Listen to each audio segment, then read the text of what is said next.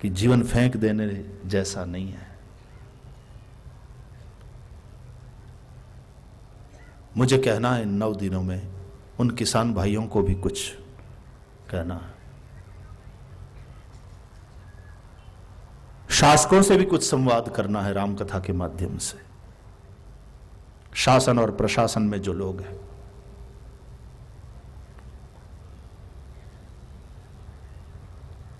ये संवाद है। राम कथा, ये व्यासपीठ, ये धर्मपीठ विवाद के लिए नहीं है, संवाद के लिए। और उस संवाद के माध्यम से व्यक्ति, समाज और राष्ट्र के जीवन में एक संवादिता कायम हो, और उस संवादिता के चलते शांति हो और चैन और अमन के वातावरण में समाज की उन्नति और राष्ट्र का विकास हो, यह अभिप्रेत है। इसलिए कथा भी बहुउद्देशीय है।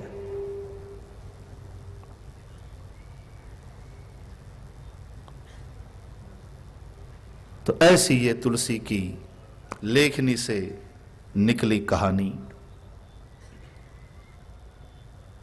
जो संतों महापुरुषों की जुबानी आपने अनेकों बार सुनी है, वही कथा हम 9 दिन पुनः गायन करेंगे, श्रवण करेंगे। उस कथा के भिन्न भिन्न प्रसंगों के माध्यम से जीवन की समस्याओं का समाधान प्राप्त करेंगे, जीवन साफल्य का मार्गदर्शन हम प्राप्त करेंगे। इस ग्रंथ का नाम है श्री रामचरितमानस। रामचरित मानस यही नामा, रामचरित मानस यही नामा,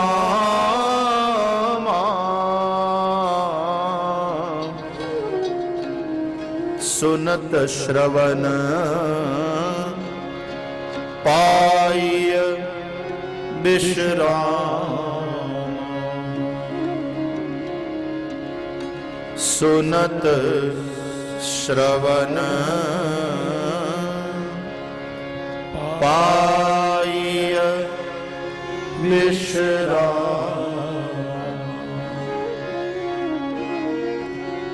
रामचरित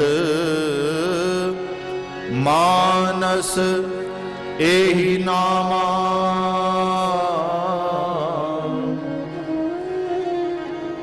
सुनत श्रवण पाय विश्राम। इसका नाम है श्री रामचरितमानस। गोस्वामी जी कहते हैं, जिसका श्रवण करने मात्र से विश्राम की प्राप्ति होती। ये रामायण नहीं है, ये रामचरितमानस है। वाल्मीकि ने जिसकी रचना की है वो है रामायण, और तुलसीदास जी ने जिसकी रचना करी वो है श्री रामचरितमानस। हमारे यहां संतों का ऐसा भी एक मानना है कि त्रेता के वाल्मीकि कलिकाल में हुलसी के पुत्र तुलसी के रूप में प्रकट हुए हैं। वाल्मीकि तुलसी भयो, वाल्मीकि ऋषि ही तुलसीदास बनकर के आए।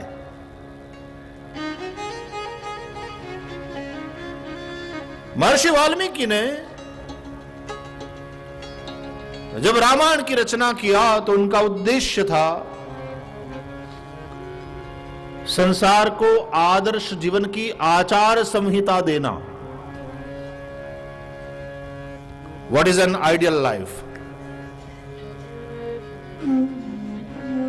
आदर्श जीवन कैसा होता है?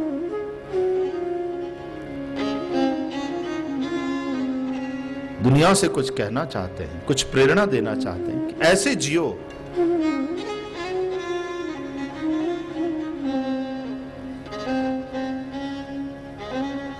महर्षि वाल्मीकि के आश्रम में जब देवर्षि नारद आए एक दिन, तो वाल्मीकि उनका स्वागत पूजन करते हैं और पूछते हैं, कौन वस्मिन् सांप्रतम लोके गुणवान कश्च वीर्यवान।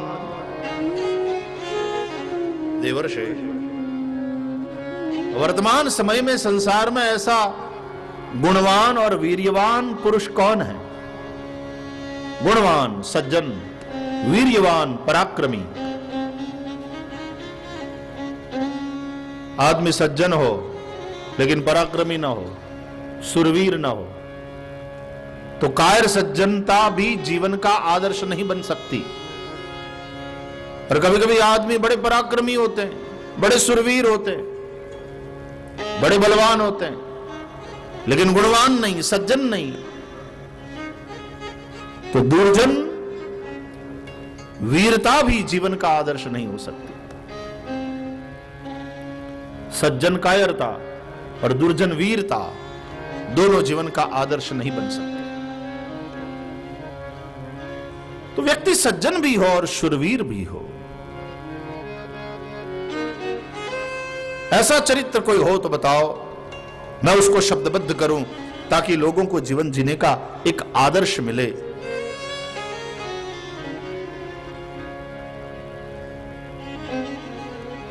और वो भी सांप्रतम लोके। वह चरित्र वर्तमान समय में लोगों के सामने होना चाहिए। देवर्षि नारद कहते हैं महर्षि वाल्मीकि से, कैसा चरित्र तो है दाशरथी श्री राम का।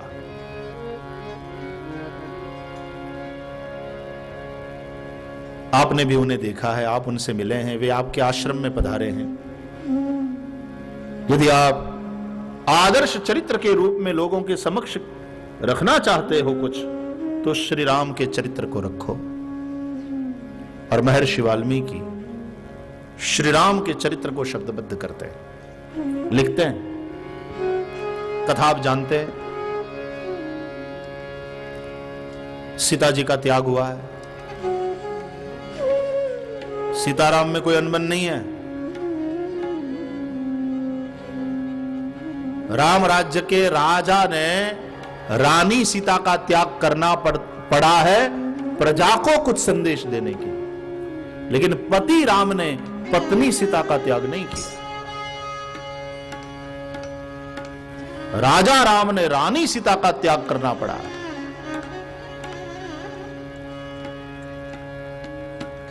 राम राज्य एक आदर्श शासन व्यवस्था है जिसमें शासक के ऊपर तो कोई एलिगेशन ना हो, लेकिन शासक के परिवारजनों पर भी ना हो।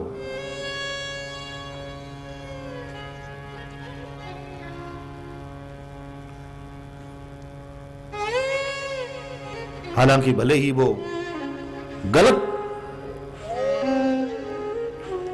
इल्जाम था, लेकिन एक आदमी ने ऐसा कहा, राम राज्य में बहुमति नहीं सर्वमति का स्थान है। एक आदमी ने उल्टा कुछ कहा और सर्वमति टूटी। राम राज्य तो प्रेम राज्य है, वो बहुमत से नहीं, वो सर्वमत से चलता है।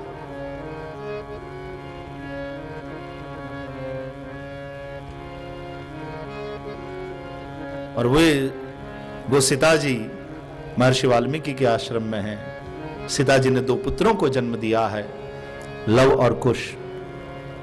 तो महर्षि वाल्मीकि ने रामायण की रचना करी। और मजा आप देखिए, आप वाल्मीकि के रामायण को पढ़ेंगे, नाम है रामायण, लेकिन महर्षि वाल्मीकि कहते हैं सीतायाश्चरितम महत्। ये क्या है? सीता का महान चरित्र, बेटी के रूप में उसको रखा है आश्रम में। उसके 2 बच्चों की परवरिश कर रहे हैं। और बाद में रामायण की रचना करने के उपरांत महर्षि वाल्मीकि ने उस रामायण को सबसे पहले सिखाया, पढ़ाया लव कुश को। क्या कथा है। लव कुश बने पहले गायक, और उन बच्चों ने गाया कहां, बोले अयोध्या में,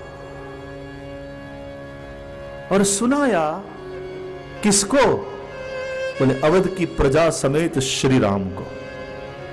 राम ही श्रोता।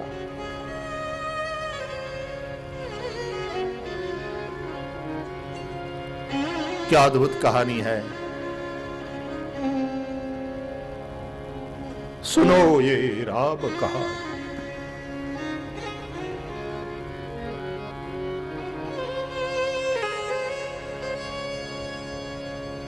तो आदर्श जीवन की आचार संहिता के रूप में रामायण की रचना हुई है महर्षि वाल्मीकि के द्वारा।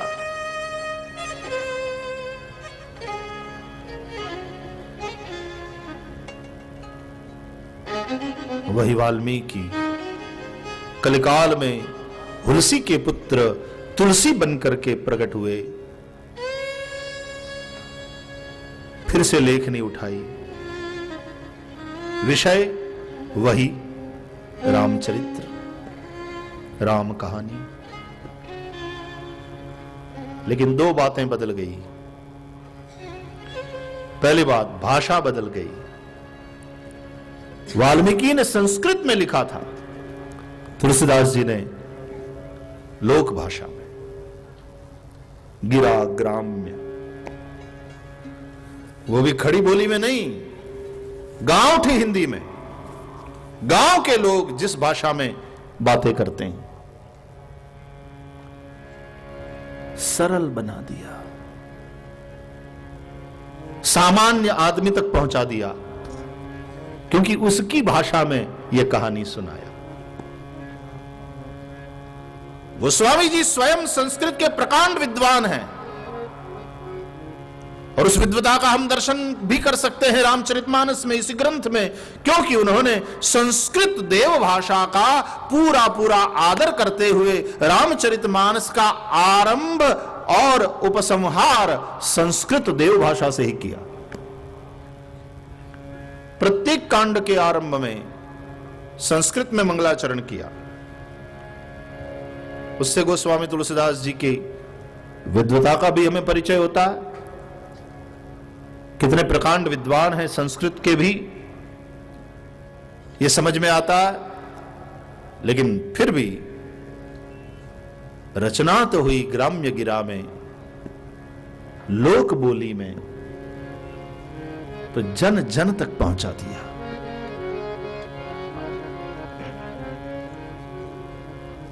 सरल को कठिन करके बतावे वो विद्वान नहीं, कठिनतम विषय को इतना सरलतम कर दें कि साधारण आदमी के समझ में भी आ जाए, वही विद्वान है।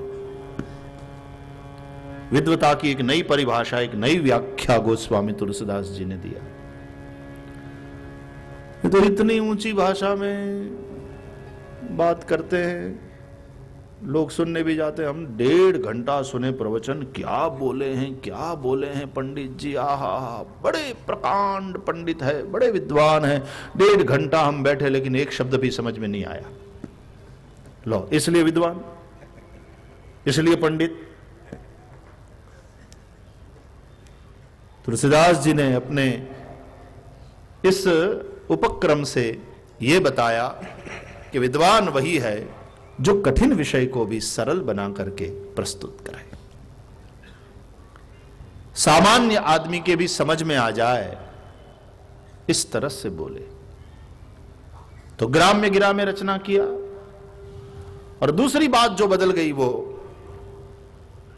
उद्देश्य बदल गया, रचना का उद्देश्य। वाल्मीकि के रूप में रचना करी थी तो संसार को आदर्श जीवन क्या है यह समझाना है, दिखाना है, कुछ कहना है। लेकिन अब तुलसीदास के रूप में जब रचना कर रहे हैं तो स्वांत सुखाय तुलसी रघुनाथ गाथा, तुलसीदास जी ने स्पष्ट किया। रामचरितमानस के बाल कांड में ही, पहले कांड में 3 हेतु तुलसीदास जी ने स्पष्ट किए हैं। क्यों रचना कर रहा हूं? नाना पुराण निगमागम सम्मतम यद रामायणे निगदितम क्वचिदन्यतोपि स्वांत सुखाय तुलसी रघुनाथ गाथा भाषा निबंध मति मंजुल मातनोति।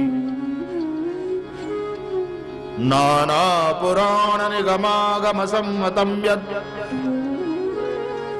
रामायणे निगदितम क्वचिदन्यतोपि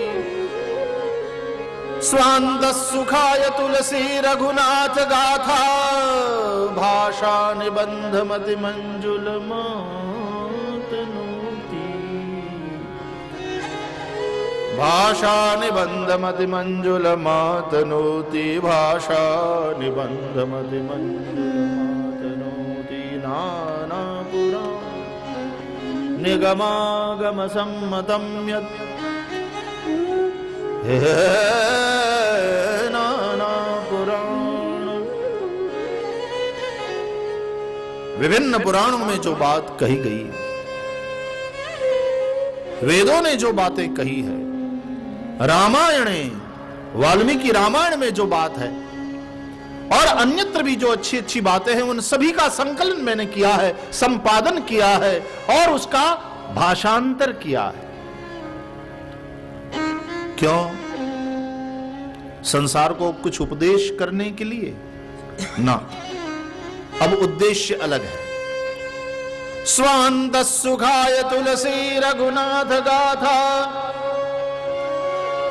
भाषा निबंध मति मंजुल मातनोति।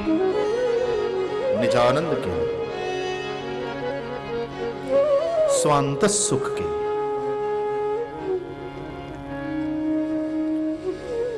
स्वांत सुख के लिए लिखा और बार बार खुद ही इसका अभ्यास किया, पढ़ते रहे, उसमें संशोधन करते रहे, पढ़ते रहे, समझते रहे, अपने मन को समझाते रहे। तो कहते हैं कि संसार को उपदेश करने के उद्देश्य से मैंने ये नहीं लिखा। भाषा बद्ध करब में सोई, भाषा बद्ध करब में सोई, भाषा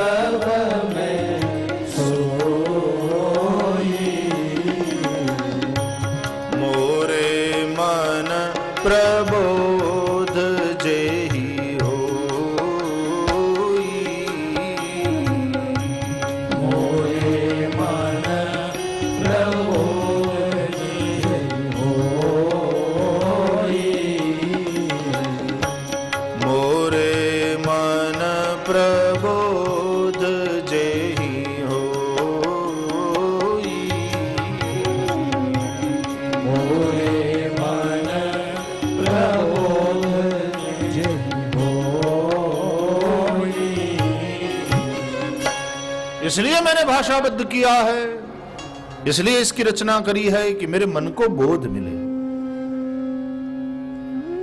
दुनिया को उपदेश करने के लिए नहीं, अपने मन को समझाने के लिए। इसलिए तुलसीदास जी ने अपने मन को ही संबोधित किया है रामचरितमानस में। पाए न कही गति पतित पावन राम बज सुन सठ मना,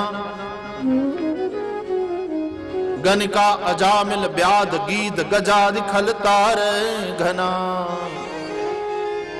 ए मेरे सठ मन, तुलसी अपने आप को कहते हैं, स्वयं से कहते हैं अस प्रभु दीन बंधु हरि कारण रहित दयाल, तुलसीदास सठ ते ही भजू छाड़ी कपट जंजाल। ऐ सठ तुलसीदास, कपट और जंजाल को छोड़कर तो उस कारण रहित दयाल प्रभु का भजन कर, जो दीन बंधु है श्री हरि, अकारण कृपा बरसाने वाले हैं, उस प्रभु का तू भजन कर।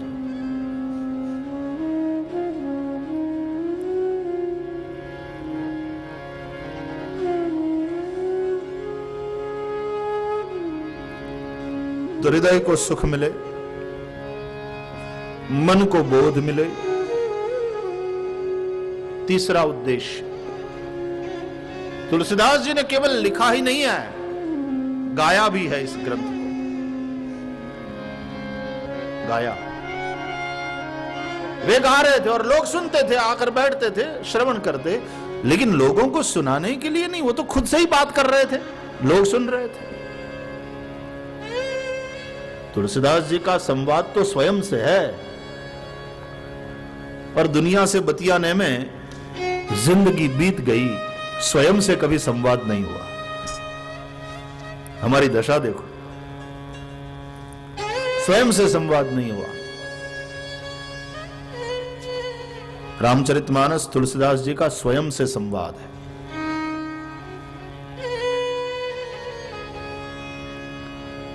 गाया, क्यों गाया? बालकांड के अंत में कहते हैं, निज गिरा पावन करन कारण, राम जस तुलसी कहो,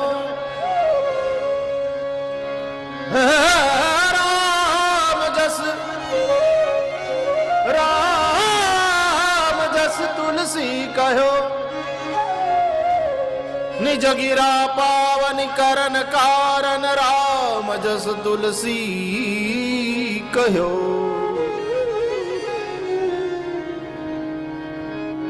अपनी वाणी को पवित्र करने के लिए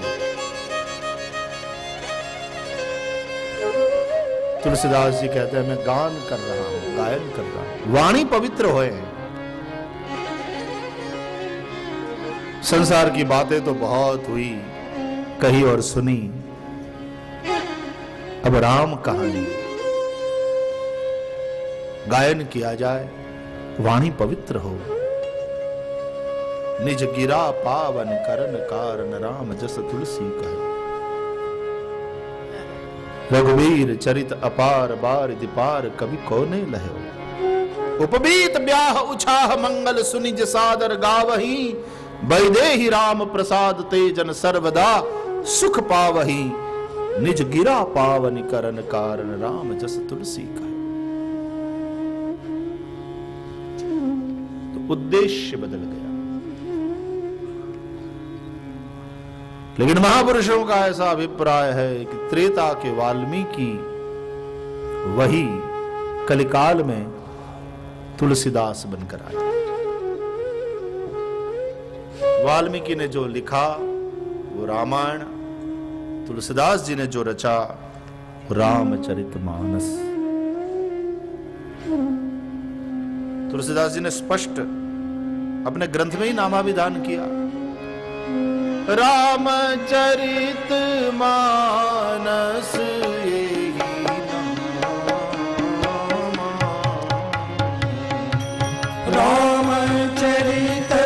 रामचरितमानस यही नाम, सुनत श्रवण पाइय विश्राम, सुनत श्रवण पाइय विश्राम, रची महेश निज मानस राखा, रची महेश निज मानस राखा, रची महेश निज मानस राखा। रची महेश निज मानस राखा। पाई सुसमाय शिवासन भाखा। पाई सुसमाय शिवासन भाखा। पाई सुसमाय शिवासन भाखा। पाई सुसमाय शिवासन भाखा। रामचरित मानस यही नामा। रामचरित मानस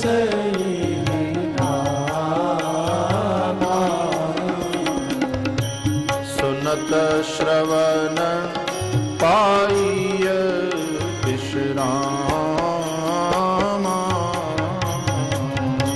सुनत श्रवण पाइय विश्रामा। सुनत श्रवण पाइय विश्रामा। सुनत श्रवण पाइय विश्रामा। भगवान शंकर जी ने इसकी रचना करी। इसके आदि रचयिता है भगवान शिव। और रचना करने के उपरांत भगवान शंकर जी ने इसको अपने मन में, अपने हृदय में रख लिया। और योग्य समय आने पर उन्होंने शिवा को सुनाया, पार्वती को सुनाया। शंकर जी ने इसकी रचना करके अपने मन में रख लिया था, इसलिए इसका नाम रामचरितमानस।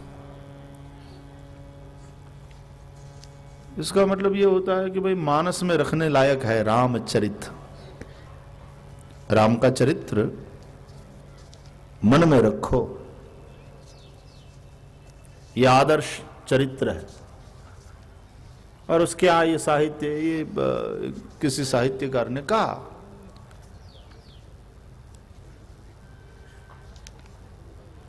अंधकार ही है वहां जहां आदित्य नहीं है।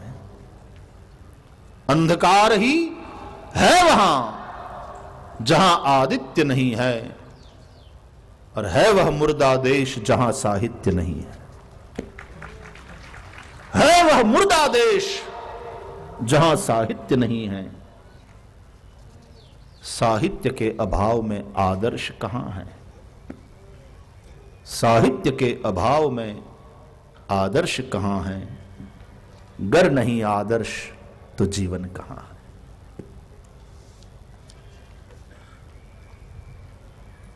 इसलिए इन महापुरुषों का चरित्र पढ़ना चाहिए, सुनना चाहिए, मन में रखना चाहिए। हमें प्रेरणा मिलती है और हम उनकी बनाई राह पर चलते हैं। तो श्री रामचरितमानस, ऐसा भी कहते हैं कि जब तुलसीदास जी ने इस ग्रंथ का नामाभिधान किया श्री रामचरितमानस, तो दाएं से बाएं से दायां नहीं लिखा, ऊपर से नीचे की ओर लिखा। ऐसे नहीं लिखा श्री रामचरितमानस, जैसे हम बाएं से दाएं लिखते हैं, इस तरह से नहीं लिखा।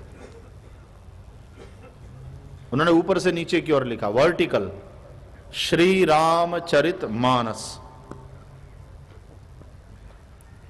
ऐसा क्यों लिखा? तो महापुरुषों ने उसका भी भाव ढूंढा कि जब वर्टिकल लिखा ऊपर से नीचे की ओर, तो श्री राम शब्द ऊपर आया, चरित शब्द बीच में आया, मानस शब्द सबसे नीचे आया। तो इसका मतलब यह निकाला गया कि भाई मानस जो है वही नींव है, मन ही है मुख्य। मन एव मनुष्याणाम कारणम बंध मोक्षयो,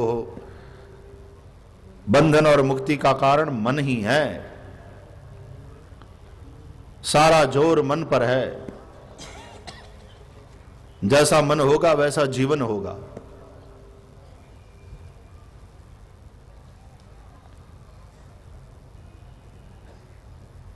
मन की भावनाएं जैसी होगी तद अनुरूप तुम्हारे विचार बनेंगे, और जैसा ही भावना और विचार है वैसा तुम्हारा व्यवहार हो जाएगा। और भावना, विचार और व्यवहार, कर्म, क्रिया, इन तीनों के योग को चरित्र कहते हैं। We live in our emotions, we live in our thoughts, we live in our actions, and the combination of these three is our character. यह है भावना, विचार और क्रिया, जीवन के तीन ही कमरे हैं। तो मन की भावना जैसी है वैसे ही व्यक्ति के विचार बनेंगे, और जैसे विचार है वैसे ही उसकी क्रिया होगी, उसका व्यवहार होगा, उसका चरित्र बनेगा। भैया इसलिए सत्संग के द्वारा उन तीनों को ठीक करने का प्रयास हो रहा है। यहां से सद्विचारों का संक्रमण हो रहा है ताकि हमारे विचार बदलें, हमारी भावनाएं बदलें और फिर हमारा व्यवहार बदले। इस प्रकार रामचरित्र के द्वारा हमारा चरित्र बदल सकता है। तो केवल शिक्षा ही नहीं देनी है, स्कूल कॉलेजों में चरित्र निर्माण करना यह उद्देश्य होना चाहिए शिक्षा का। केवल साक्षर बनाना शिक्षा का यह उद्देश्य नहीं होना चाहिए। हमारे संस्कृत में एक उक्ति है, साक्षरा विपरीता राक्षसा भवन्ति। साक्षराः लिटरेट पीपल, उसका उल्टा पढ़ो तो राक्षसा। बोले वही साक्षर लोग जब उल्टे चलते हैं ना तो राक्षस बन जाते हैं। पागलों ने उतना नुकसान नहीं पहुंचाया दुनिया को जितना तथाकथित पढ़े लिखे लोगों ने पहुंचाया है। साक्षरा विपरीता राक्षसा भवन्ति। इसलिए केवल साक्षर बनाना यह शिक्षा का उद्देश्य नहीं होना चाहिए।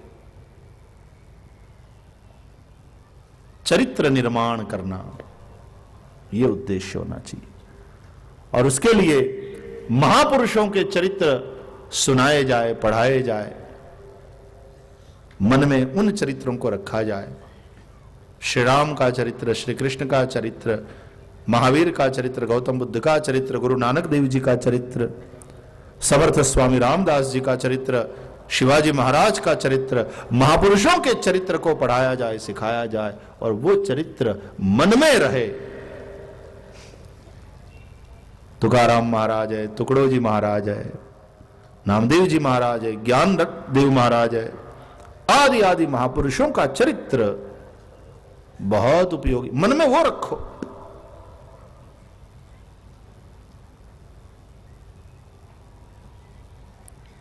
बच्चों को आज पूछो क्या बनना चाहोगे, तो या तो कहेगा क्रिकेटर या सिनेमा का एक्टर। आदर्श, क्योंकि मीडिया के द्वारा उन लोगों का इतना प्रभाव बढ़ाया गया और जन जन तक पहुंचाया गया कि लोगों के मन में उनकी छवि बस गई है, बच्चों के मन में उनकी छवि बस गई है। अच्छे कलाकार है, अच्छे खिलाड़ी है, उस रूप में उनका अवश्य आदर। लेकिन फिर वो सिगरेट पी रहा है तो ये भी सिगरेट पीगा, वो दारू पी रहा है तो ये भी दारू पिएगा, क्योंकि उसका आदर्श दारू पी रहा है। वो जैसा कर रहा है वहां वैसा ये करेगा। प्रेरणा लेते हैं लोग। इसलिए कौन सी एडवर्टीज में काम करें, कौन सी एडवर्टीज ना करें, केवल पैसे के लिए ही करें। लेकिन लोग क्या, क्योंकि उनका एक प्रभाव है, तो लोग क्या सीखेंगे। गीता में भगवान ने स्पष्ट कहा, यद्यदाचरति श्रेष्ठः तत्तदेवेतरो जनः स यत् प्रमाणं कुरुते लोकस्तदनुवर्तते। वास्तव में राष्ट्र का निर्माण और चरित्र के निर्माण के लिए एक छोटा छोटा आदमी भी, चाहे वो कृषि का क्षेत्र हो, चाहे वो पशुपालन का क्षेत्र हो, चाहे वो शिक्षा का क्षेत्र हो, कितने अच्छे अच्छे लोग अच्छा काम कर रहे हैं राष्ट्र निर्माण में, कितना प्रदान कर रहे हैं, क्या उनका योगदान है, और जनता को पता नहीं है। और ऐसे लोग आदर्श होने चाहिए थे। कभी गांधी आदर्श हुआ करते थे, सुभाष बाबू आदर्श हुआ करते थे हमारे, क्योंकि उनके चरित्रों को मीडिया ने भी उस जमाने में लोगों तक पहुंचाया।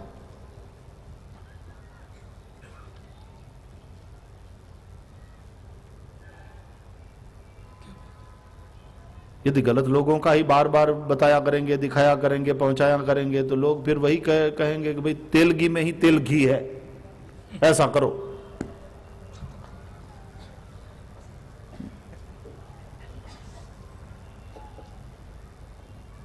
उसको भी बताएं, जैसे रामायण में रावण का भी बताया गया, लेकिन वो उस उद्देश्य से बताएं कि ऐसा नहीं करना है।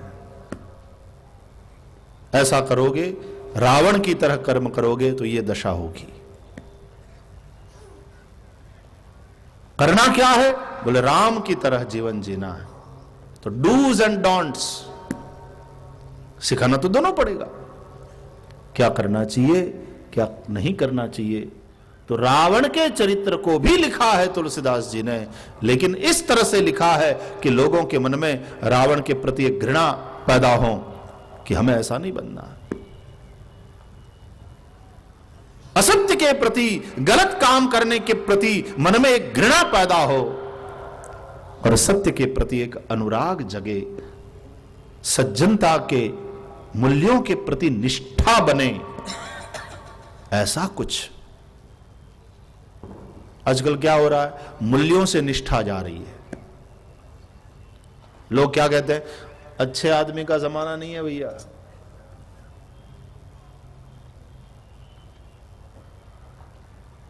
क्या सुनाई पड़ रहा है आपको?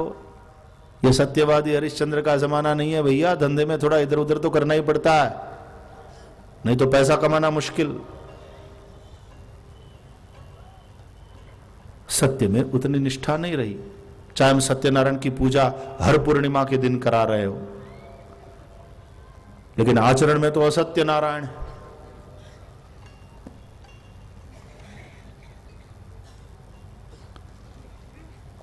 धार्मिकता ऐसी बढ़ी है और इस प्रकार की बढ़ी है कि लोग लहसुन प्याज नहीं खाते, लेकिन रिश्वत खाते हैं, बड़े प्रेम से खाते, घूस खाते हैं।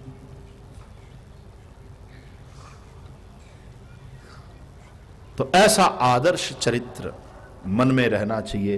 तो सबसे नीचे शब्द है मानस और उसके ऊपर चरित शब्द है। और किसका चरित्र? सबसे ऊपर है श्री राम।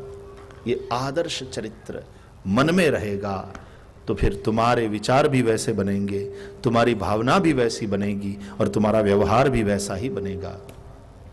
और एक एक आदमी इस तरह से प्रभावित होता चला जाएगा। धीरे धीरे धीरे सज्जनता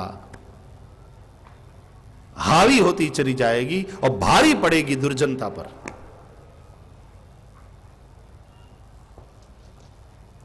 वरना तो दशहरा के दिन रावण का पुतला बना के फूंकते हैं, लेकिन तब वहां तो ऊपर कहीं अदृश्य रावण अट्टहास कर रहा होगा कि जलाओ जलाओ, 3 लाख का खर्चा ही हुआ और क्या, बाकी मैं मरने वाला नहीं हूं।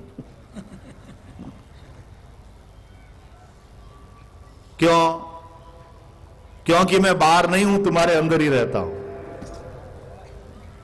रावण अट्टहास्य करके ये कहता।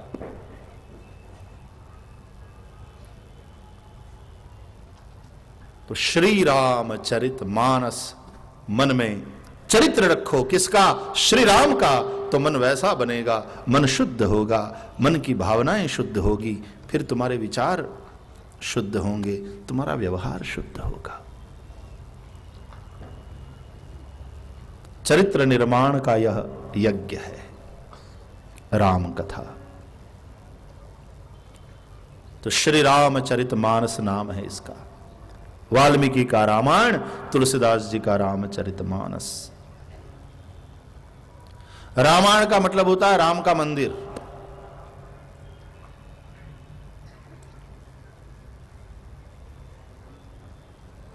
देवायतन, रामायण, राम का मंदिर। और तुलसीदास जी का रामचरितमानस, तुलसीदास जी ने इसको मंदिर की उपमा नहीं दी। तुलसीदास जी ने क्या कहा? पूछे वो रघुपति कथा प्रसंगा,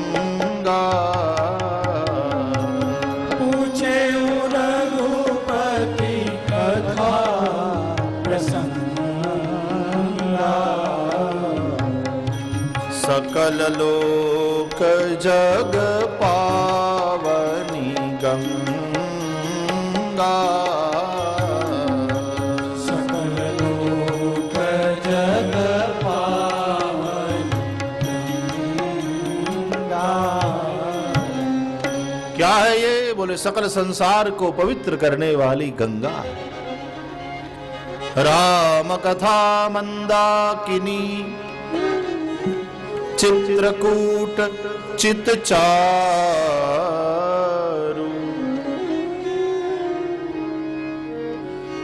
ये गंगा है, ये मंदाकिनी मतलब नदी है, सरिता है। वो मंदिर है, वाल्मीकि के द्वारा निर्मित रचित रामायण मंदिर है राम का। और तुलसीदास जी के द्वारा रचित श्री रामचरितमानस एक सरिता की धारा। हमारे यहां मंदिरों और सरिताओं की बड़ी महिमा। सरिताओं में स्नान और मंदिरों में जाकर के दर्शन, पूजन, दान, दोनों की महिमा। लेकिन मंदिर की कुछ मर्यादाएं भी हैं। जैसे कि मंदिर एक जगह स्थिर होता है पर नदी बहती हुई जाती है। मंदिर में दर्शन करने के लिए आप जाना चाहें तो आपको मंदिर तक पहुंचना होता है, आपको जाना पड़ेगा वहां। मंदिर चलकर आपके पास नहीं आएगा। किंतु सरिता, काशी में रहने वाले गंगा स्नान करना चाहे तो उन्हें हरिद्वार जाने की जरूरत नहीं है।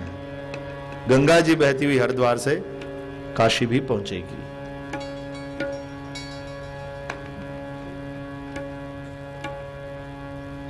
वाल्मीकि रामायण को समझने के लिए आपको संस्कृत भाषा सीखते हुए उस राह पे चलते चलते वहां उस मंदिर तक पहुंचना पड़ेगा, तब आप दर्शन कर पाओगे।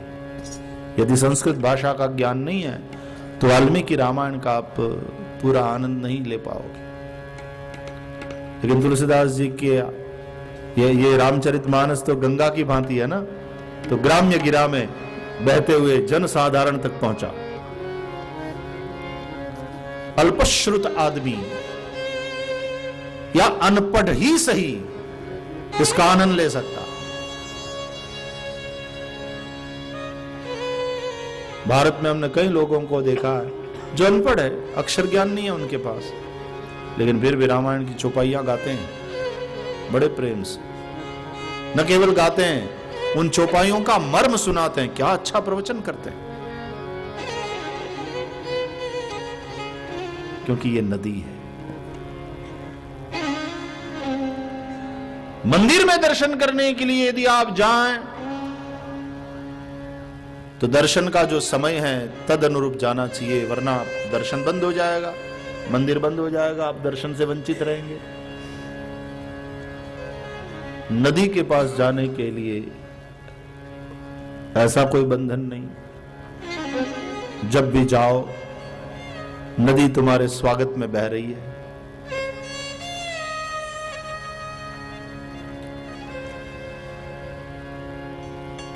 मंदिर में दर्शन करने के लिए जाते हो तो आप बाहर खड़े होकर दर्शन करते हो, आप अंदर नहीं जा सकते, पुजारी जी जाने नहीं देंगे। एक मर्यादा है, एक पवित्रता है।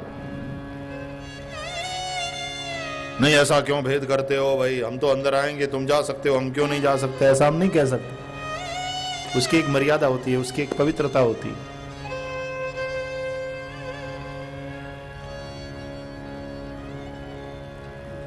हम जो भी अर्पण करना चाहें पुजारी जी के माध्यम से हम भगवान को अर्पण कर सकते हैं, लेकिन नदी के पास ऐसा कोई बंधन नहीं। जाओ सीधे ही गोता लगाओ, कोई रोकने वाला कोई टोकने वाला नहीं।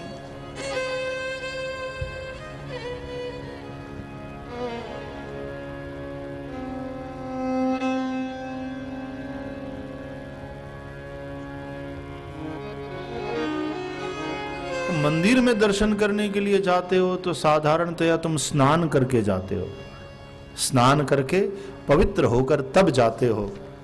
लेकिन नदी कोई शर्त नहीं, नदी कहती है बिना नहाए धोए भी आजा, मैं नहलाऊंगी, पवित्र तो मैं कर दूंगी तुझे, तू जैसा है वैसा चला, गोता लगा ले, मैं तुझे शुद्ध कर दूंगी, निर्मल कर दूंगी।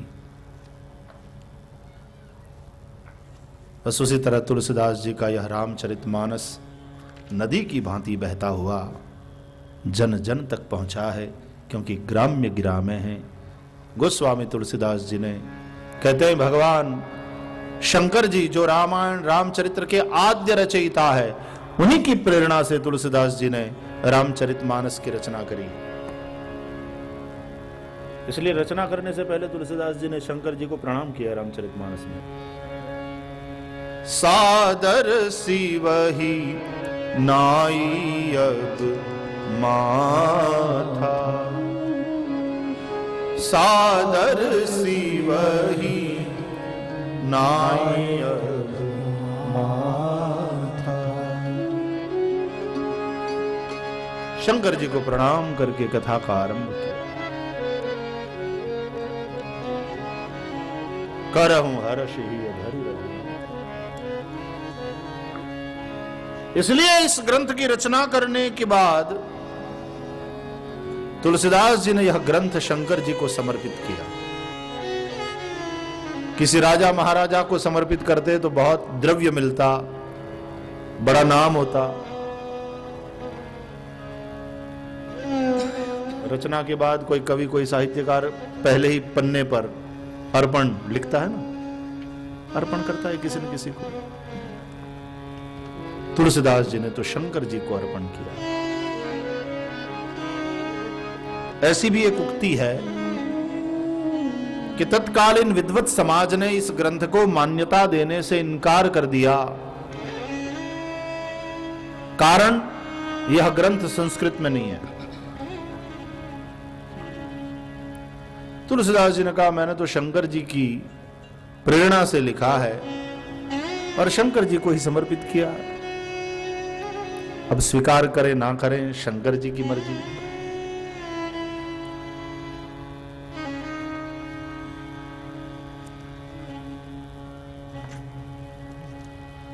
तो कहा गया कि भाई शंकर जी की प्रेरणा से लिखा और आपने शंकर जी को समर्पित किया है, तो शंकर जी इसका स्वीकार करें तो हम भी करेंगे।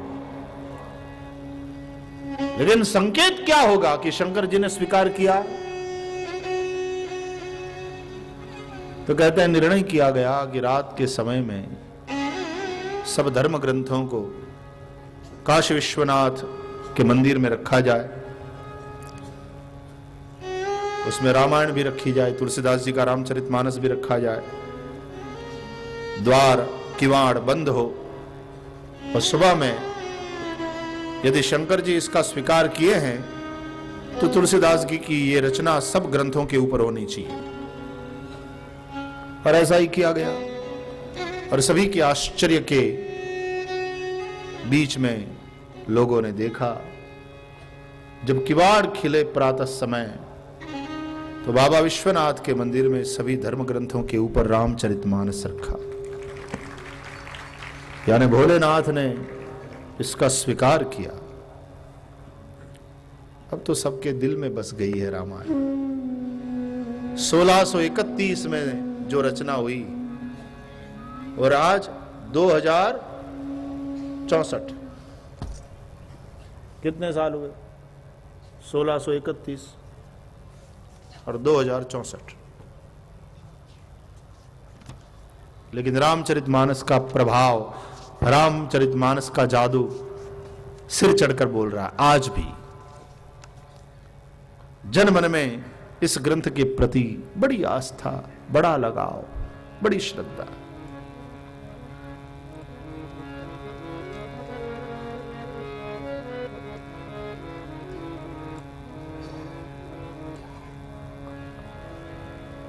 सात कांड लिखे हैं तुलसीदास जी ने, और वो 7 कांड क्या है?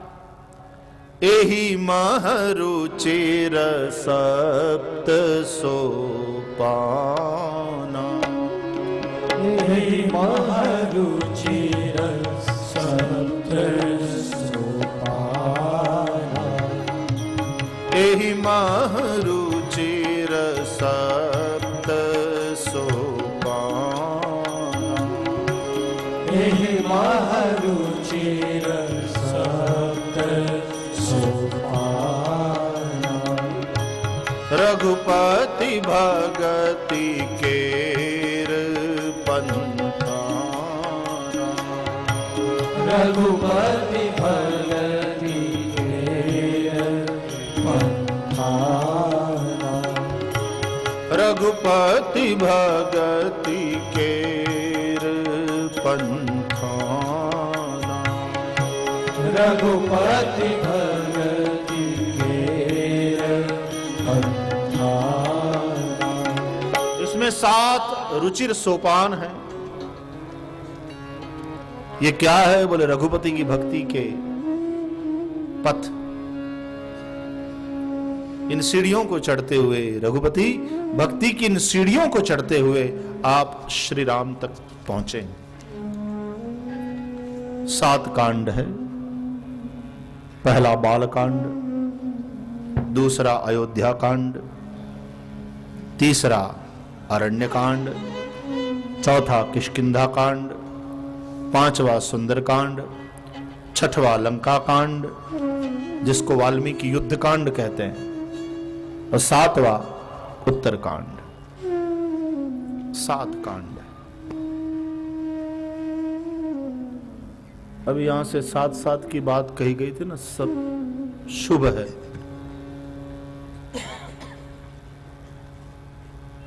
तो मैं इससे संबंधित थोड़ी और भी बात करूं कि रामायण के कांड भी 7 है। बड़ा शुभ अंक है।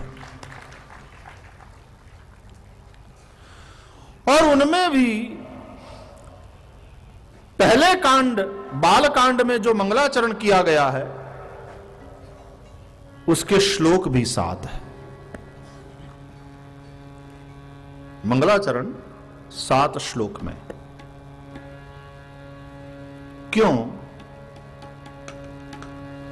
क्योंकि भगवान राम की यह कथा है, और दशावतार में भगवान राम का अवतार 7वां है, फिर 7। 10 अवतार की गिनती करो तो उसमें राम का क्रम है 7वां। मत्स्य, कूर्म, वराह, नरसिंह, वामन, परशुराम, राम। फिर आएंगे कृष्ण, बुद्ध, कल्कि, दशावतार। तो 10 अवतारों के क्रम में भगवान श्री राम का अवतार 7वां माना गया है। तो 7वें अवतार की कथा 7 कांड में कही, और उसका आरंभ 7 श्लोकों वाले मंगलाचरण से हुआ। इसलिए कि 7 दिन गाने लायक यह कथा है। सप्ताह के दिन कितने? 7। 7 दिन गाने लायक है यह कथा। कोई दिन नागा न जाए, खाली न जाए, रोज गाओ। जैसे सनत कुमार कहते हैं श्रीमद् भागवत के महात्म्य में, सदा सेव्या श्रीमद् भागवती कथा। नित्य गायन करो, सप्ताह के 7 दिन।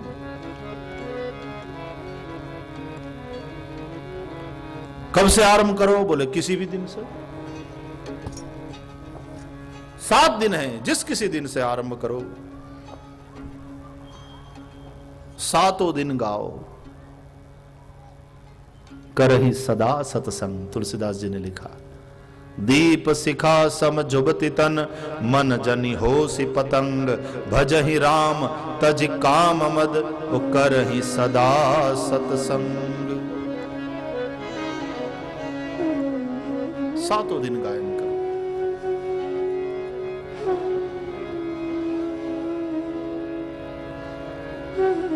अच्छा है, वैसे तो नागपुर में महापुरुष आते ही रहते हैं, सत्संग मिलता ही रहता है, लेकिन अब टीवी चैनल के माध्यम से आपको सदा सत्संग मिल रहा है, और एक साथ अनेक महापुरुषों का।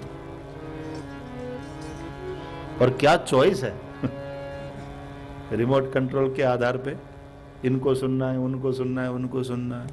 वाह, आप तो राजा बन गए भाई, सत्संग के धनी हो गए। करहि सदा सत्संग।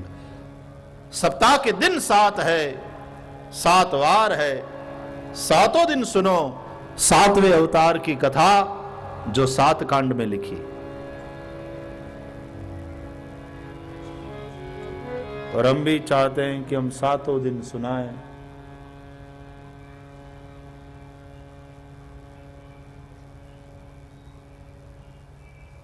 वैसे हम कुल मिलाकर 9 है मंच पे, 9वां है ना, इसलिए कथा 9 दिन चलनी है ना, इसलिए 16 तारीख, 17 तारीख, 18 तारीख, 19 तारीख, 20, 21, 22, 23, 24, 9 दिन तक चलनी है, इसलिए मंच पे हम 9 है। आंकड़ों का खेल।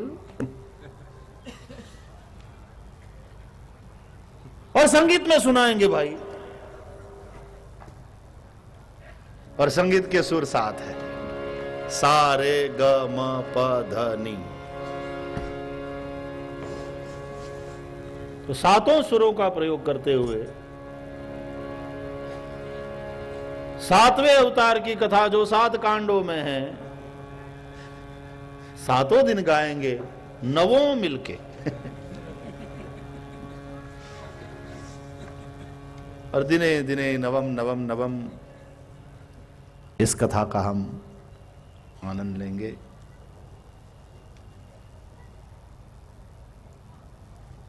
सात कांड। प्रथम कांड बालकांड का आरंभ 7 श्लोकों से किया गया। आइए हम उसमें प्रवेश करें। वर्णानाम अर्थ संघानाम रसानां छंदसामपि मंगलानां च कर्तारौ वंदे वाणी विनायकौ। वर्णों, अर्थ समूहों, रसों, छंदों सबके मंगल करने वाले वाणी और विनायक को हम वंदन करते हैं। वाणी सरस्वती, विनायक गणपति। कलिकाल में वैसे तो 33 करोड़ देव माने गए हैं, लेकिन हमारे विद्वान लोग कहते हैं कलौ चंडी विनायक हो। कलिकाल में देवी और गणपति ये दोनों बड़े सिद्धिप्रद हैं, उनकी आराधना करनी चाहिए। चंडी और विनायक यानी देवी और गणपति। तो उसी क्रम में यहां आरंभ देवी और गणपति से किया। देवी कौन? बोले सरस्वती, और गणपति एक वक्तृत्व की दाता है और दूसरे ज्ञान प्रदाता है। वक्तृत्व हो लेकिन ज्ञान न हो तो क्या बोलोगे? और ज्ञान है लेकिन वक्तृत्व नहीं है तो कैसे बोलोगे? कईयों के पास बड़ा ज्ञान होता है लेकिन वक्तृत्व नहीं। प्रस्तुतिकरण नहीं है। ज्ञान उन्हीं तक सीमित रह जाता है। और कई लोगों के पास वक्तृत्व बहुत अच्छा होता है, लेकिन ज्ञान नहीं है, क्या बोलना यही भान नहीं, बोले जा रहे हैं। गाते हैं बहुत अच्छे से गाते हैं कभी, लेकिन शब्दों का खुलासा नहीं, शब्दों के उच्चार की शुद्धि नहीं, या वो खुद क्या गा रहे हैं वो उनको पता नहीं। तो वाणी और विनायक दोनों की कृपा आवश्यक है एक साथ। इसलिए गणपति की वंदना। बोलिए गणपति गजानन महाराज की जय। सजतु सिंधुरवदनो देवो यत्पाद पंकज स्मरणं वासरमणिरिव समसां राशिन्नाशयति विघ्नानाम्। विघ्नेश्वराय वरदाय सुरप्रियाय लंबोदराय सकलाय जगद्दिताय नागाननाय श्रुतियज्ञ विभूषिताय गौरीसुताय गणनाथ नमो नमस्ते। या कुंदेन्दु तुषारहार धवला या शुभ्रवस्त्रावृता या वीणावरदण्डमण्डितकरा या श्वेतपद्मासना या ब्रह्माच्युत शङ्कर प्रभृतिभिर्देवैः सदा वन्दिता सा मां पातु सरस्वती भगवती निःशेषजाड्यापहा। मां सरस्वती की वंदना। जय जय जय हे वीणा पाणी। जय जय जय हे वीणा पाणी। जय जय जय हे वीणा पाणी। जय जय हे वीणा पाणी। शिव कल्याणी मातु भवानी। शिव कल्याणी मातु भवानी। जय जय जय हे वीणा पाणी। जय जय जय हे वीणा पाणी। जय जय जय हे वीणा पाणी। जय जय जय हे वीणा पाणी।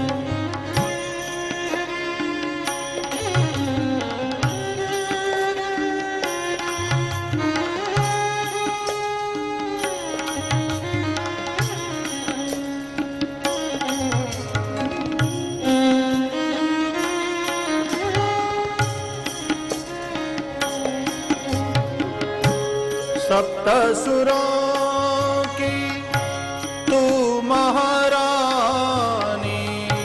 सप्तसुरों की तू महारानी। सप्तसुरों की तू महारानी।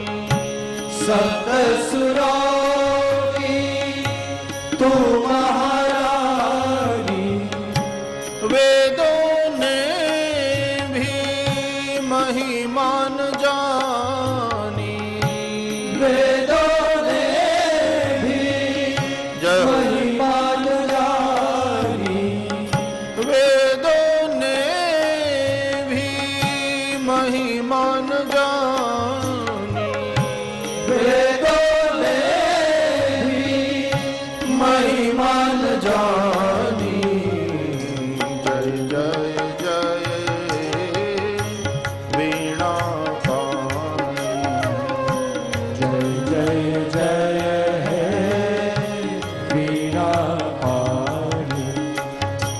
जय जय जय वीणा पाणी। जय जय जय हे वीणा पाणी।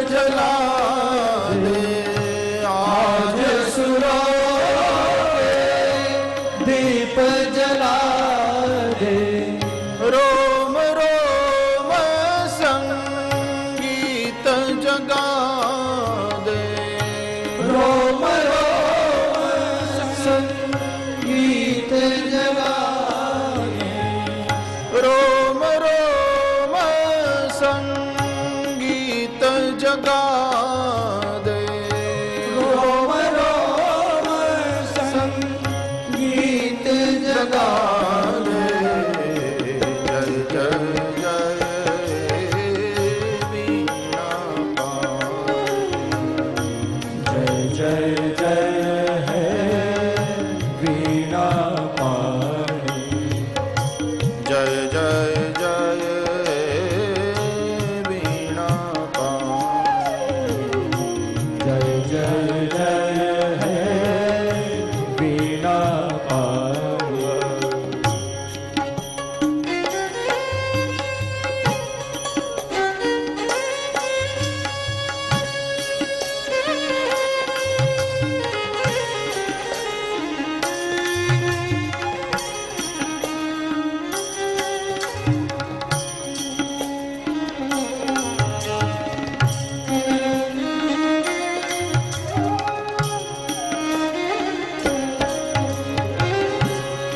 बोलत घुंघरू बाज पायलिया, बोलत घुंघरू बाजे पायलिया,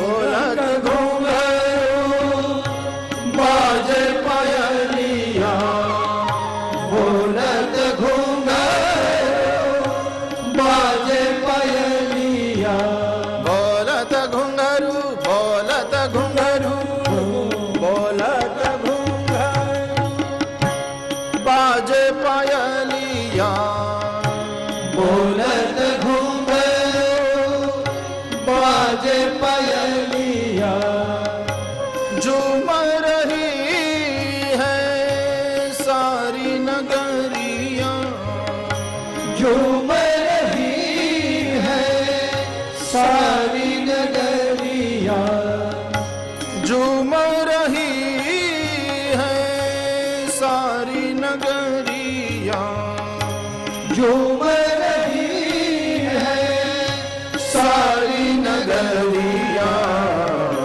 जय जय जय वीणा जय जय जय है वीणा पाणी, जय जय जय वीणा जय जय जय है वीणा पाणी। शिव कल्याणी मातु भवानी, शिव कल्याणी मातु भवानी, शिव कल्याणी मातु भवानी, शिव कल्याणी मातु भवानी। जय जय जय वीणा जय जय जय है वीणा पाणी, जय जय जय जय जय जय जय जय जय वीणा बोलिए सरस्वती मात की जय। वाणी और विनायक दोनों की एक साथ वंदना प्रथम श्लोक में है। दूसरे श्लोक में भवानी शंकरौ वंदे श्रद्धा विश्वास रूपिणौ याभ्यां विना न पश्यन्ति जयन्ति सिद्धा स्वान्तस्थमीश्वरम। भवानी और शंकर की वंदना है, जो श्रद्धा और विश्वास के प्रतीक हैं, बिना जिनकी कृपा के हृदयस्थ ईश्वर का साक्षात्कार नहीं हो सकता। भवानी है श्रद्धा, शिव है विश्वास। श्रद्धा है अचला, क्योंकि अचल की पुत्री है, पर्वत की पुत्री है पार्वती। तो श्रद्धा अचला हो और विश्वास अजन्मा हो। वो शंकर है, वो अजन्मा है। जन्मेगा तो मरेगा, जो अजन्मा है वो नित्य है। विश्वास अजन्मा और नित्य है, और श्रद्धा अचला होनी चाहिए। भवानी शंकर की वंदना। तीसरे श्लोक में गुरु की वंदना। वंदे बोधमयं नित्यं गुरुं शंकर रूपिणं यमाश्रितो हि वक्रोऽपि चंद्रः सर्वत्र वन्द्यते। जो नित्य बोधमय है, जो शंकर स्वरूप है, जिसका आश्रित चंद्रमा बांका होते हुए भी सर्वत्र वंदना होती है, ऐसे गुरु को नमस्कार वंदन। गुरु का चरित्र नित्य बोधमय है। ये नहीं कि वो जब उपदेश करते हैं, बोलते हैं, तभी बोध देते हैं, ना उनका हर आचरण कुछ सिखाता है। यद्यदाचरति श्रेष्ठः, उनका आचरण ही उनका उपदेश।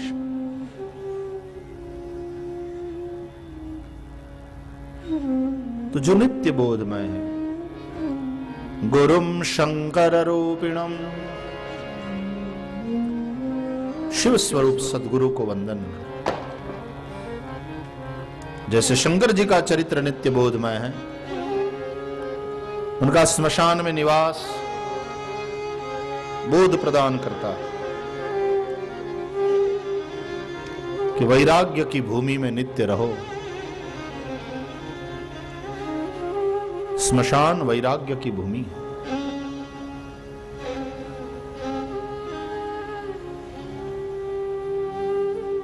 वैसे महापुरुषों ने तो संसार को महाश्मशान की उपमा दी है।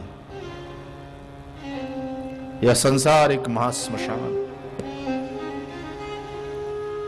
यहां हर क्षण लोग मरते हैं। तो जैसे स्मशान में जलते हैं शरीर, संसार का ताप सबको जलाता है।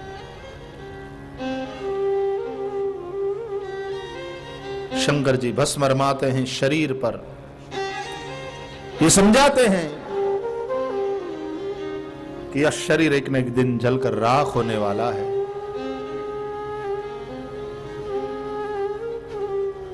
उसमें इतने आसक्त न बनो। शरीर की आसक्ति अनेक उपद्रव करती।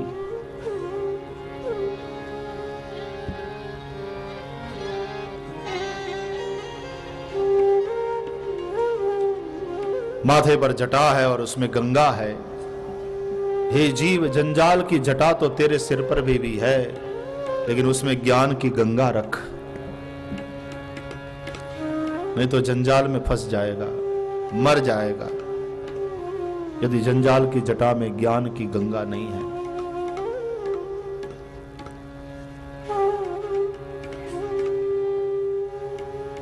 नंदी पर सवारी करते हैं, नंदी धर्म रूप है, तेरी सवारी धर्म पर हो, कल्याण की ओर ले जाएगी। धर्म पर आरूढ़ होकर के चल। धर्म के 4 चरण हैं, सत्य, तपह, पवित्रता, दया। उन चारों का आचरण कर, तेरा कल्याण होगा।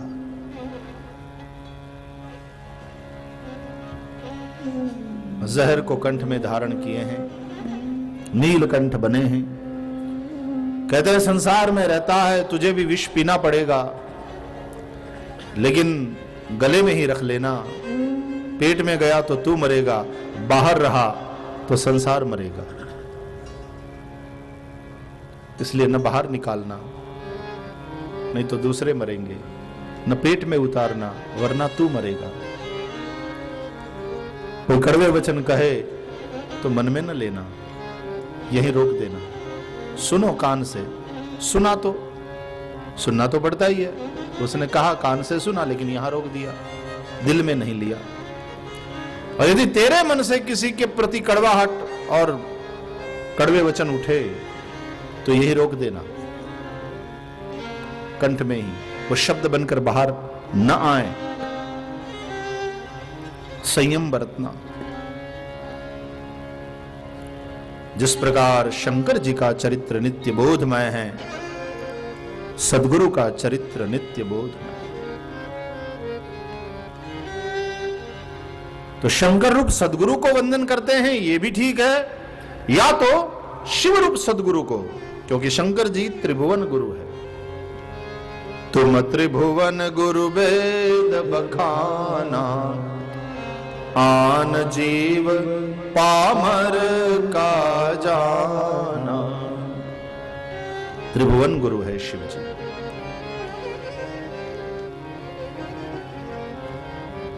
जिस प्रकार भगवान शंकर का आश्रित चंद्रमा ललाट में है, बीज का चंद्र बांका है, तो संसार शंकर जी के साथ साथ शंकर जी के आश्रित चंद्रमा को भी वंदन करते हैं, बीज के चंद्र को वंदन करते हैं।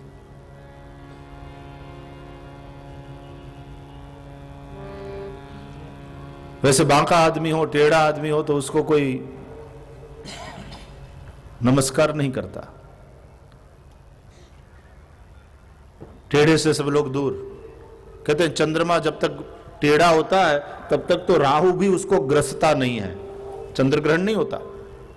कब होता है चंद्र ग्रहण? पूर्णिमा के दिन। वो टेढ़ा बिल्कुल नहीं होता, पूर्ण होता है, तब राहु ग्रसता है उसको और चंद्र ग्रहण होता है। वक्र चंद्र मसई ग्रसई न राहु। जब तक वह टेढ़ा है तब तक तो राहु भी उसको पूछता नहीं है। तो टेढ़े को लोग नमस्कार नहीं करते, और करते भी हैं तो दूर से ऐसे। नमन नमन में फेर है। लेकिन वही टेढ़ा चंद्रमा जब शंकर जी का आश्रित हो गया, शंकर जी के ललाट पर बैठ गया, तो शंकर जी के साथ साथ दुनिया उस चंद्रमा की भी वंदना करती है। तुलसीदास जी जैसे कह रहे हैं कि मेरे जैसा टेढ़ा आदमी, मेरे जैसा कामी आदमी की पत्नी पिहर चली गई तो मैं भी उसके पीछे पीछे पिहर। और वो लोक कथा है ना कि पत्नी चली गई, शंकर तुलसीदास जी से रहा नहीं गया तो वो भी पीछे पीछे गए। और वर्षा के दिन थे और बाढ़ आई हुई थी नदी में, तो एक मुर्दे को लकड़ा मान करके उससे लिपट गए और नदी पार किए, और सर्प को रस्सी मानकर पकड़ करके ऊपर चढ़े और पत्नी तक पहुंचे। और रात्रि के समय में इस प्रकार तुलसीदास जी को अचानक आए देख करके पत्नी ने भी कहा, आप इस वक्त यहां? बोले मैं रह नहीं पाया बिना तेरे। तो पत्नी ने कहा कि हाड़ मांस अस्थि चर्म मैं देह यह, ताम ऐसी प्रीति होती जो कहूं राम में मटी जात भव भीति। अस्थि चर्म में मेरा यह शरीर, उसमें आपकी इतनी आसक्ति, ऐसी आसक्ति यदि श्री राम में होती आप तर जाते। बोलो वो नारी कितनी महान। दूसरी होती तो एकदम मन ही मन मुस्काती कि मेरे पीछे लट्टू है, बिना मेरे रह नहीं सकते। लेकिन वो नारी कितनी महान थी जिसने प्रणयी संत बनाया। वो नारी कितनी महान कि ऐसा कह करके अपने पति को भी सही दिशा दे दी। पति की आसक्ति नहीं मिटी, लेकिन उस आसक्ति की दिशा बदल गई। जो पत्नी में थी वो राम में हो गई और महान संत बन गया।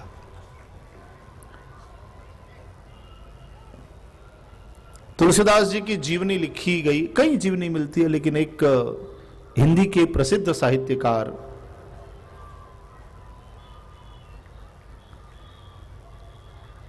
अमृतलाल नागर के द्वारा लिखी हुई किताब मानस का राजहंस पढ़ने लायक है। उसमें तुलसीदास जी की जीवनी है। थोड़ा उसको नवल कथा का रूप दिया गया है, इसलिए पूरा इतिहास न माने उस किताब को, लेकिन तुलसीदास जी के जीवन पर लिखे गए बहुत से पुस्तकों में से ये एक श्रेष्ठ और पढ़ने लायक पुस्तक है, डॉक्टर अमृतलाल नागर की मानस का राजहंस। कभी पढ़िएगा, बहुत सुंदर चित्रण है। और तुलसीदास जी फिर मुड़ गए राम जी की ओर और सब कुछ छोड़ दिया। तो देखो पत्नी ने, वैसे तो पति को गंवाया ना, भाई आजकल की सास बास होती तो कहती ऐसा बोलने की क्या जरूरत थी तुझे, हो गया ना वो साधु, अब क्या करेंगे, रहे अब अकेली। नहीं, उस नारी ने इतना बड़ा समर्पण किया और वो मन से तुलसीदास जी का चिंतन करते हुए, वो मन से अपने पति का चिंतन कर रही और तुलसीदास जी अपने पति की भक्ति में लीन हो गए। विरागी बने हैं तुलसीदास जी, संत बने हैं। और बाद में बहुत ख्याति जब हुई तुलसीदास जी की, और मानस का राजहंस में एक ऐसा वर्णन भी है कि बहुत समय के बाद वो पत्नी तुलसीदास जी से मिलने जाती। तुलसीदास जी को बताया गया कि आपके धर्मपत्नी आए हैं, रत्ना जी, दर्शन करना चाहती। तुलसीदास जी ने कहा मैं तो नहीं मिलूंगा, विरागी है, संत है, विरागी बन गए।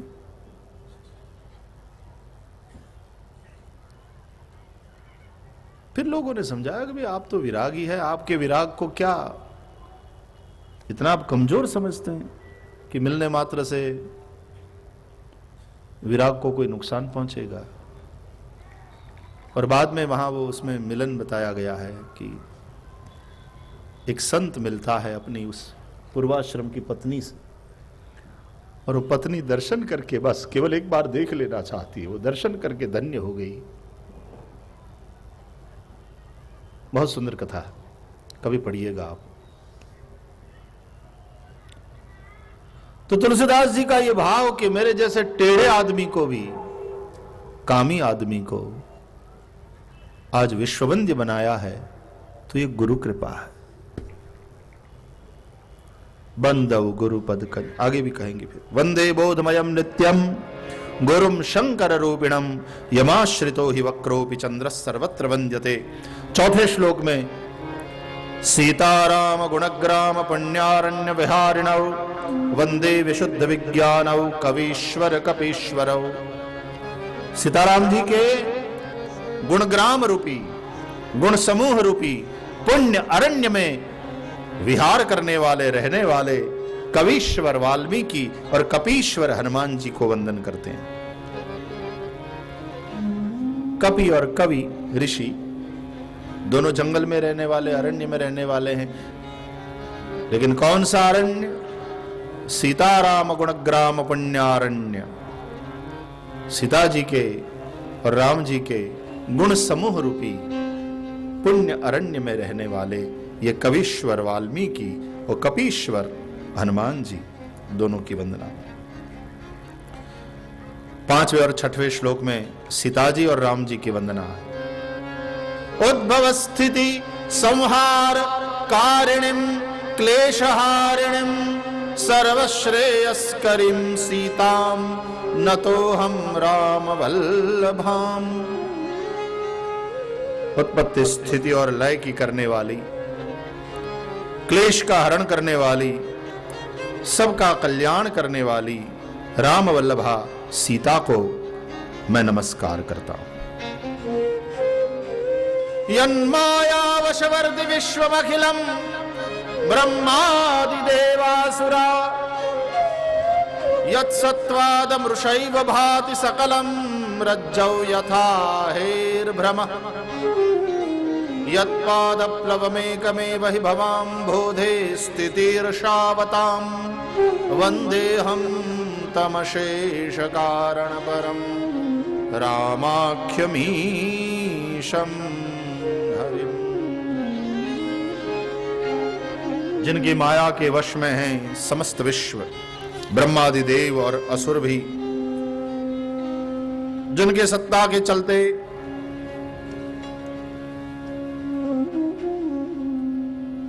जो सत्य है वो मिथ्या प्रतीत होता है और जो मिथ्या है वो सत्य। जिस प्रकार रात्रि के समय में रास्ते में पड़ी हुई रस्सी में सर्प का आभास होता है, उसी प्रकार नित्य परब्रह्म श्री राम में इस संसार का आभास हो रहा है। इस भवनिधि से तरने की इच्छा करने वालों के लिए जिनके चरण नौका के समान हैं, वे समस्त कारणों से पर, कारणों के भी कारण राम नाम के श्री हरि को, ईश्वर को मैं वंदन करता हूं। नाना पुराण निगमागम सम्मतम यद रामायणे निगदितम क्वचिदन्यतोऽपि स्वान्त सुखाय तुलसी रघुनाथ गाथा भाषा निबंध मति मंजुल मातनोति। इस 7वें श्लोक का भाव हम देख चुके हैं पहले ही। तो भगवान श्री राम के चरण को तुलसीदास जी ने भवनिधि से तरने की नौका बताया। 7वें अवतार श्री राम के चरित्र की कथा 7 कांड में कही गई और प्रथम कांड बाल कांड के आरंभ में 7 श्लोकों में मंगलाचरण करके इन श्लोक सुमनों की माला प्रभु के कंठ में आरोपित करके प्रणाम करके तब कथा का मंगल आरंभ किया है।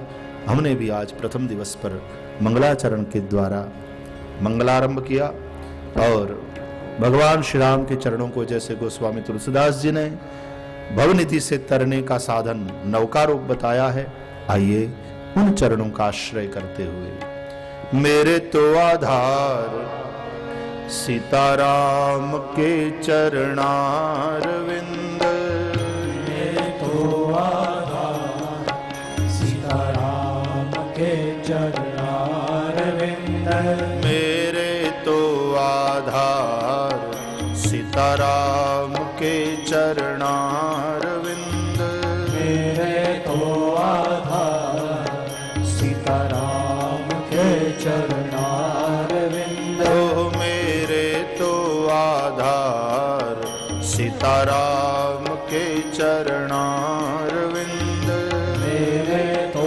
आधार सीताराम के चरणारविंद, ओ मेरे तो आधार सीताराम के चरणारविंद, मेरे तो आधार सीताराम के चरणारविंद, राम के चरणारविंद, राघव के चरणारविंद, राम के चरणारविंद, राघव के चरणारविंद, राम के चरणारविंद, राघव के चरणारविंद, राम के चरणारविंद, राघव के चरणारविंद, ओ मेरे तो आधार सीताराम के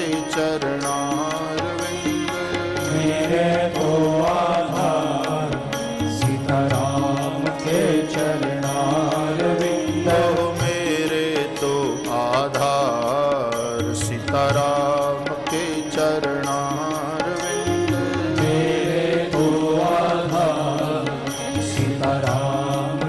चरणारविंद राम के चरणारविंद राघव के चरणारविंद श्री राम के चरणारविंद राघव के चरणारविंद श्री राम के चरणारविंद राघव के चरणारविंद श्री राम के चरणारविंद राघव के चरणारविंद श्री राम के चरणारविंद राघव के चरणारविंद श्री राम के चरणारविंद राघव के चरणारविंद श्री राम के चरणारविंद राघव के चरणारविंद श्री राम के चरणारविंद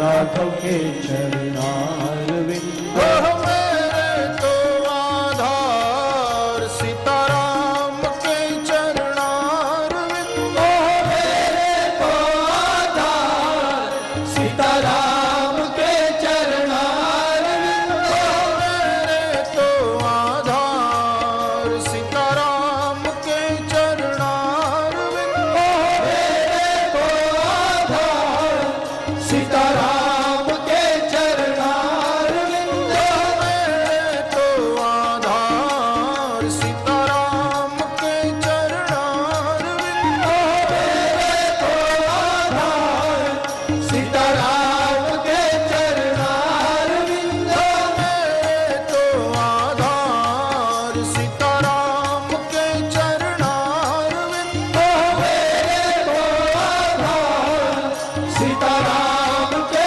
चरणारविंद राम के चरणारविंद राघव के चरणारविंद श्री राम के चरणारविंद राघव के चरणारविंद श्री राम के चरणारविंद राघव के चरणारविंद श्री राम के चरणारविंद राघव के चरणारविंद श्री राम के चरणारविंद राघव के चरणारविंद राम के चरणारविंद राघव के चरणारविंद श्री राम के चरणारविंद राघव के चरणारविंद श्री राम के चरणारविंद राघव के चरणारविंद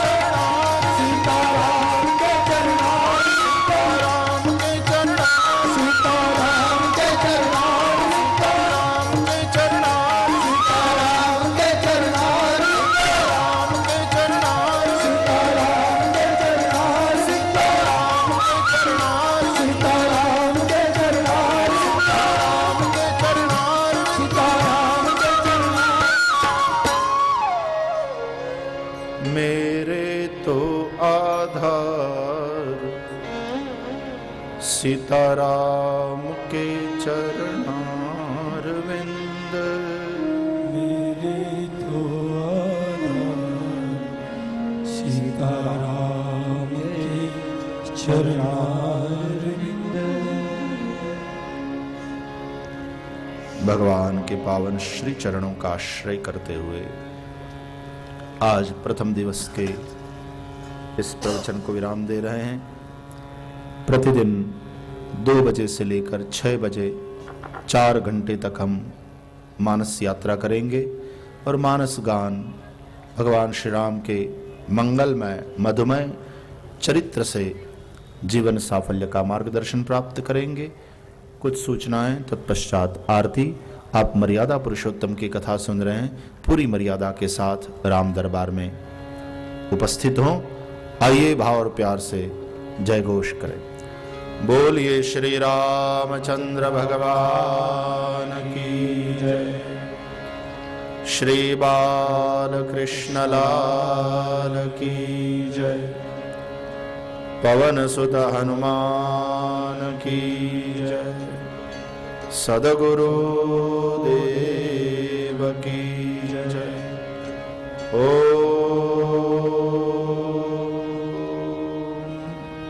नमः पार्वती पतये हर हर महादेव।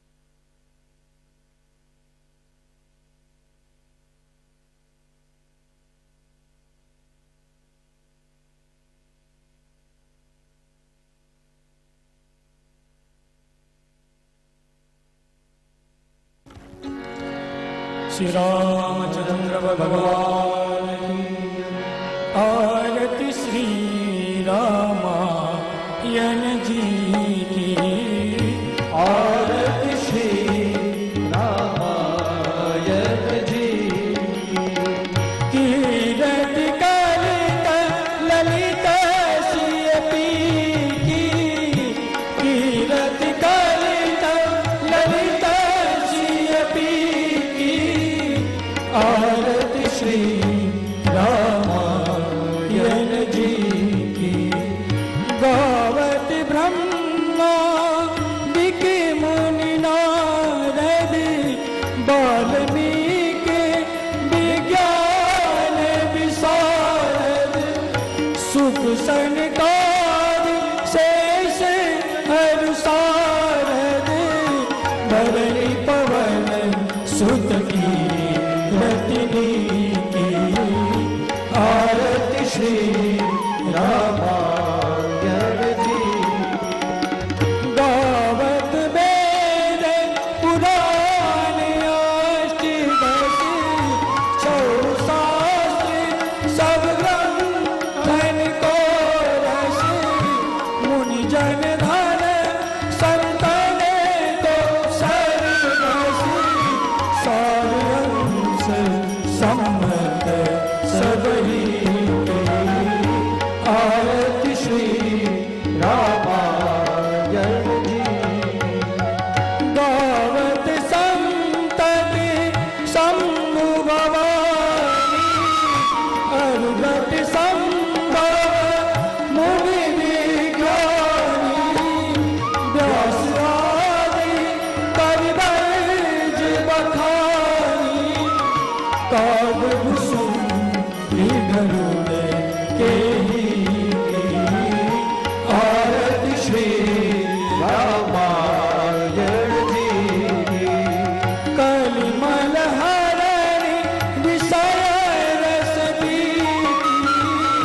सुभग सिंगार मोती जुगती की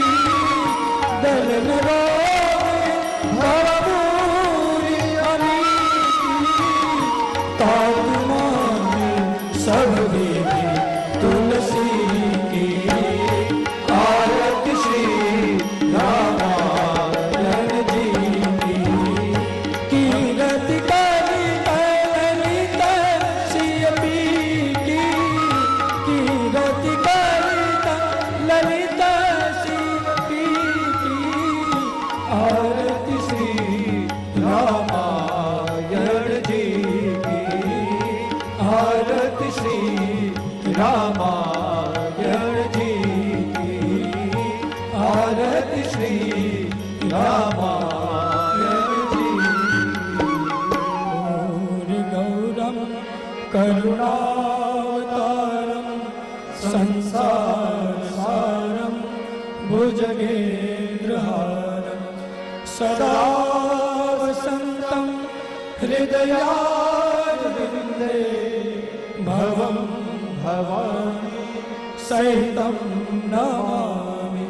मङ्गलं भगवान् विष्णु मङ्गलं गरुडध्वज मङ्गलं पुण्डरीकाक्षो मङ्गलाय तनोहरि। सर्वमङ्गलमाङ्गल्ये शिवे सर्वार्थसाधिके शरण्ये त्र्यम्बके गौरी नारायणी नमोस्तुते। नारायणे नमोस्तुते। जलेन शीतले कर्णं पुष्पै देवाभिवन्दनं स्वात्मकल्याणार्थयातमाभिवन्दनं हस्तो प्रक्षाल्य मन्त्रपुष्पाञ्जलि। जग्नेन जग्नमय जन्त देवास्तानि धर्माणि प्रथमान्यसन्न देहनाकं महिमानः सचन्त जत्र पूर्वे साध्याः।